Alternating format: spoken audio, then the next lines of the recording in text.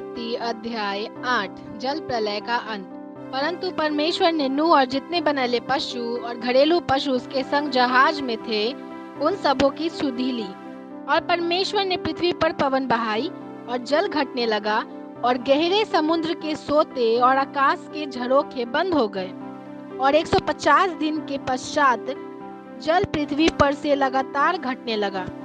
7वें महीने से 17वें दिन को जहाज अरारात नामक पहाड़ पर टिक गया और जल 10वें महीने तक घटता चला गया। और 10वें महीने के पहले दिन को पहाड़ों की चोटियां दिखाई दी। फिर ऐसा हुआ कि 40 दिन के पश्चात नूह ने अपने बनाए हुए जहाज की खिड़की को खोलकर एक कौवा उड़ा दिया। जब जल पृथ्वी पर से सूख गया तब तक कौवा इधर उधर फिरता रहा। फिर उसने अपने पास से एक कबूतरी को भी उड़ा दिया कि देखा कि जल भूमि पर से घट गया है। उस कबूतरी को अपने पैर टेकने के लिए कोई आधार न मिला तो वह उसके पास जहाज में लौट आई, क्योंकि सारी पृथ्वी के ऊपर जल ही छाया था। तब उसने हाथ बढ़ाकर उसे अपने पास जहाज में ले लिया। तब और 7 दिन तक ठहर कर उसने उसी कबूतरी को जहाज में से फिर उड़ा दिया। और कबूतरी सांझ के समय उसके पास आ गई तो क्या देखा कि उसकी चोंच में जैतून का एक नया नाम पता है। इसमें नूह ने जान लिया कि जल पृथ्वी पर घट गया है। फिर उसने 7 दिन और ठहरकर उसी कबूतरी को उड़ा दिया और वह उसके पास फिर लौटकर नहीं आई। नूह की आयु के 600 वर्ष के पहले महीने से पहले दिन जल पृथ्वी पर से सूख गया। तब नूह ने जहाज की छत खोलकर क्या देखा कि धरती सूख गई है। और दूसरे महीने के 27वें दिन को पृथ्वी पूरी रीति से सूख गई।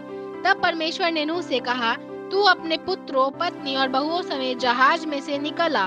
क्या पक्षी, क्या पशु, क्या सब भांति के रेंगने वाले जंतु जो पृथ्वी पर रेंगते हैं, जितने शरीरधारी जीवन जंतु तेरे संग हैं, उन सब को अपने साथ निकाल ले आ कि पृथ्वी पर उसने बहुत बच्चे उत्पन्न हो और वे फूले फले और पृथ्वी पर फैल जाए। तब नूह और उसके पुत्र और पत्नी और बहुएं निकल आईं और सब चौपाई रेंगने वाले जंतु और पक्षी और जितने जीव जंतु पृथ्वी पर चलते फिरते और सब जाति जाति करके जहाज में से निकल आए। होम बलि का चढ़ाया जाना। तब नूह ने यहोवा के लिए एक वेदी बनाई और सब शुद्ध पशुओं और सब शुद्ध पक्षियों में से कुछ कुछ लेकर वेदी पर होम बलि चढ़ाया। इस प्रकार यहोवा ने सुखदायक सुगंध पाकर सोचा, मनुष्य के कारण मैं फिर कभी भूमि को शाप न दूंगा। यद्यपि मनुष्य के मन में बचपन से जो कुछ उत्पन्न होता है वह बुरा ही होता है, तो भी जैसा मैंने सब जीवों को अब मारा है वैसा उसको फिर कभी न मारूंगा। अब से जब तक पृथ्वी बनी रहेगी तब तक बोने और काटने के समय ठंड और तपन, धूप काल और शीतकाल, दिन और रात निरंतर होते चले जाएंगे।